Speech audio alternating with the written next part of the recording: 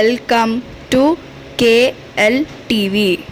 గురుదత్త. ఓం నమ శివాయ. శ్రీమాత్రే నమః. అందరూ ఎలా ఉన్నారండి? ఆడపిల్ల ఉన్నవారు ప్రతి ఒక్కరూ ఈ వీడియోని తప్పకుండా చూడవలసిందే. మీ ఇంట్లో ఆడపిల్ల ఉంటే ఏదో ఒక రోజున పుష్పవతి అవ్వాల్సిందే.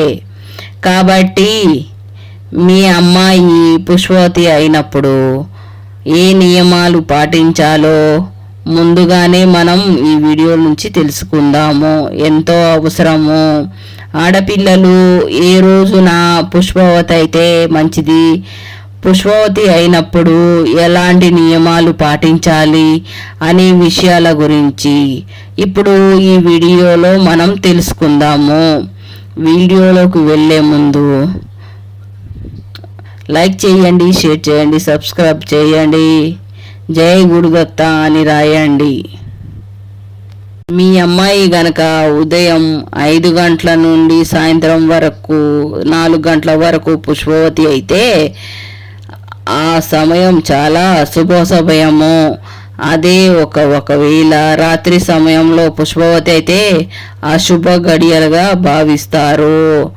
సోమవారం, బుధవారం, గురువారం మరియు శుక్రవారాల్లో మీ ఇంటి ఆడపిల్లలు పుష్పవతి అయినట్లయితే చాలా మంచిది.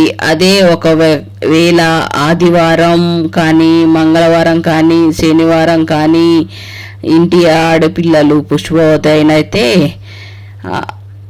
శాస్త్రపరంగా అది అశుభంగా భావిస్తారు. నల్లటి బట్టల మీద పుష్పవతి అయినట్లయితే దరిద్రంగా భావిస్తారు.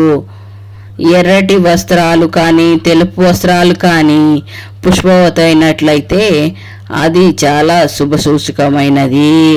మీ ఇంటి ఆడపిల్లలు సొంత ఇంట్లోనే పుష్పవతి అయితే అది చాలా మంచిది.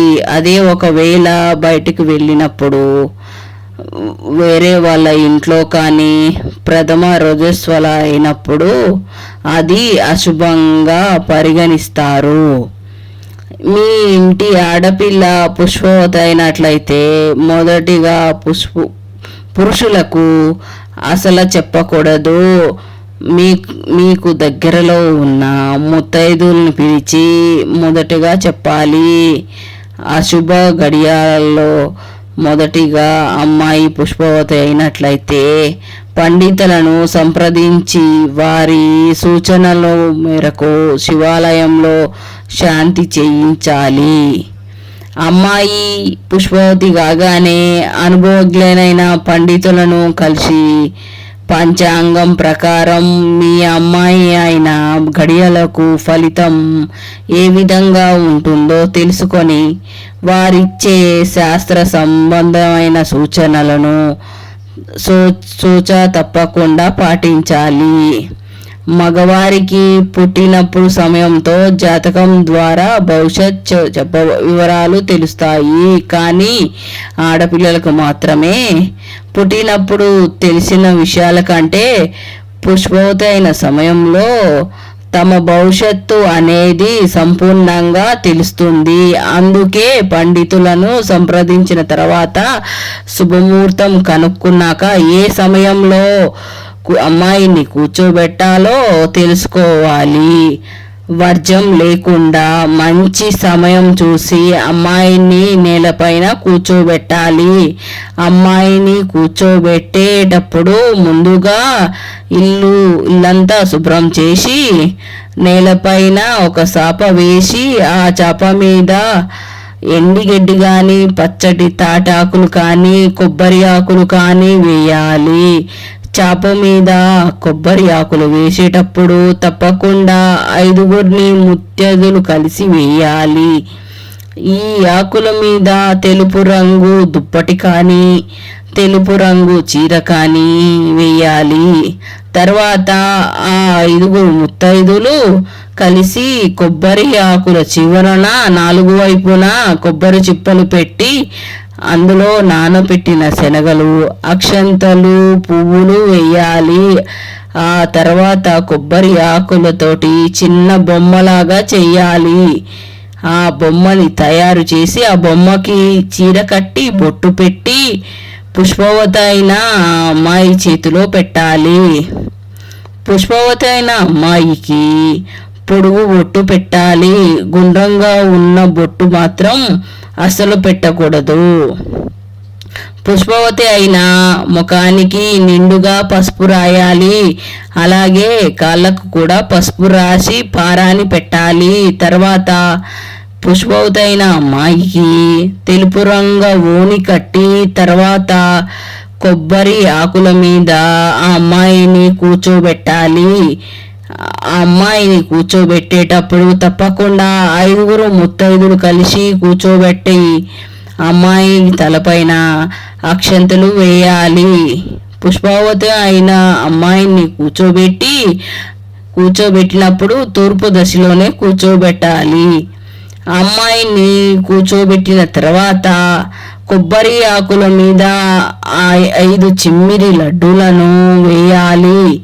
తర్వాత పుష్పవతి అయిన అమ్మాయి 3 చిప్పలు నిండా ధాన్యము నెయ్యి తాగించాలి.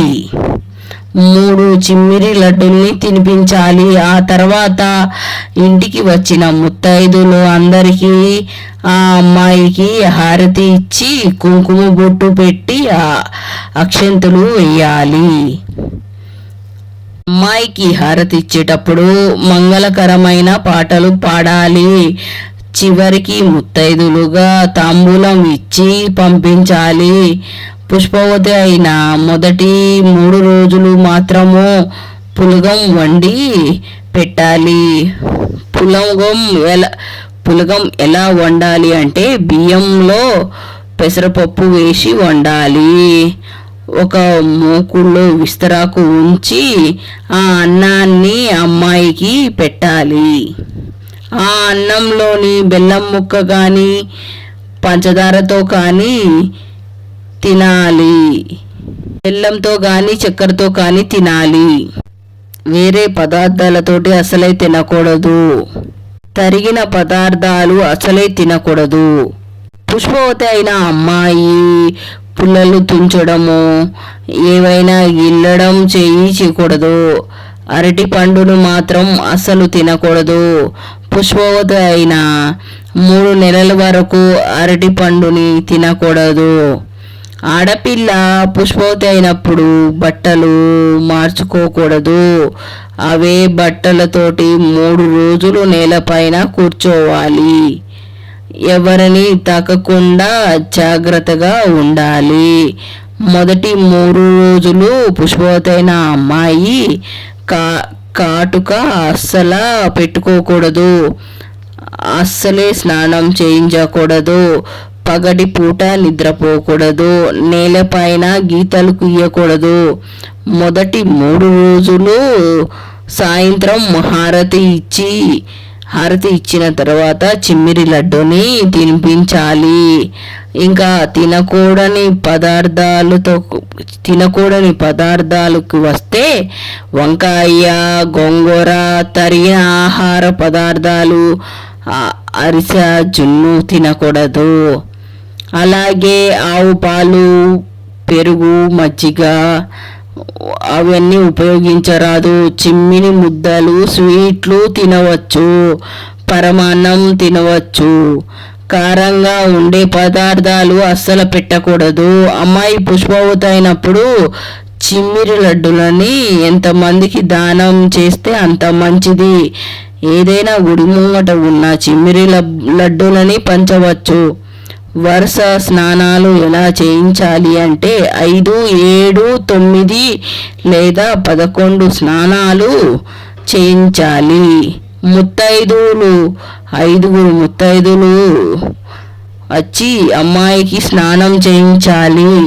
స్నానం చేయించిన తర్వాత గదినంతా శుభ్రంగా తుడిచి పసుపు నీళ్ళన్నీ చల్లి శుభ్రం చేయాలి. 5వ రోజున అమ్మాయికి స్నానం చేసిన తర్వాత 5 ముత్తైదులను పిలిచి భోజనం పెట్టాలి. భోజనాలలో తప్పనిసరిగా పులుసు కూర, పచ్చడి, ఏదైనా స్వీటు, పప్పు, బచ్చల కూర, గారె ఉండే తనుకొని తప్పకుండా చూడాలి. భోజనం తర్వాత తాంబూలం ఇచ్చి జాకెట్ ముక్క ఇచ్చి పెట్టాలి. 5వ రోజు అమ్మాయికి భోజనం పెట్టేటప్పుడు కొబ్బరి పొడి, అప్పడాలు భోజనం పెట్టాలి. 11వ రోజున అమ్మాయికి గాజులు వేసి బంధువులందరినీ పిలిచి భోజనాలు పెట్టాలి. ఇంటికి వచ్చిన 3, 5, 2 గాజులైనా పంచి పెట్టాలి. ఈ రోజుల్లో తీసుకున్నట్టయితే తదియా పంచమి, దశమి, ఏకాదశి, త్రయోదశి, పౌర్ణమి తేదీల్లో పుష్పవతి అయితే చాలా మంచిది. మీకు తెలుగులో కాకుండా వేరే తిథుల్లో పుష్పవతి అయినట్లయితే అటువంటి సమయంలో ప్రత్యేకమైన హోమాలు చేయించుకోవాలి. అలాగే నక్షత్రాల ప్రకారం చూసుకున్నట్టయితే రోహిణి, ఆరుద్య, పుష్యమి, ఉత్తరాభాద్ర, స్వాతి, విశాఖ, అనురాధ, మూల, శ్రవణ, ధనిష్ట, రేవతి ఈ నక్షత్రాలలో ప్రథమ రసులు అయి ఉంటే చాలా మంచిది.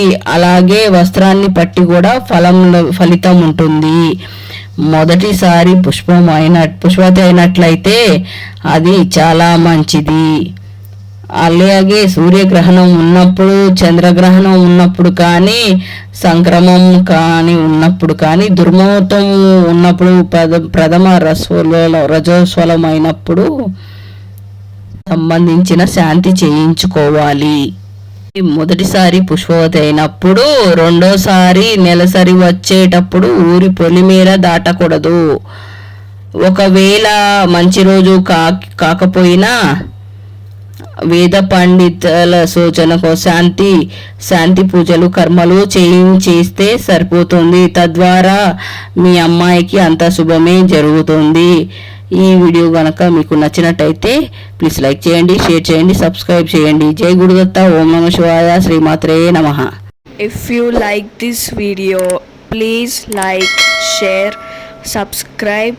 Thank you very much for watch this video.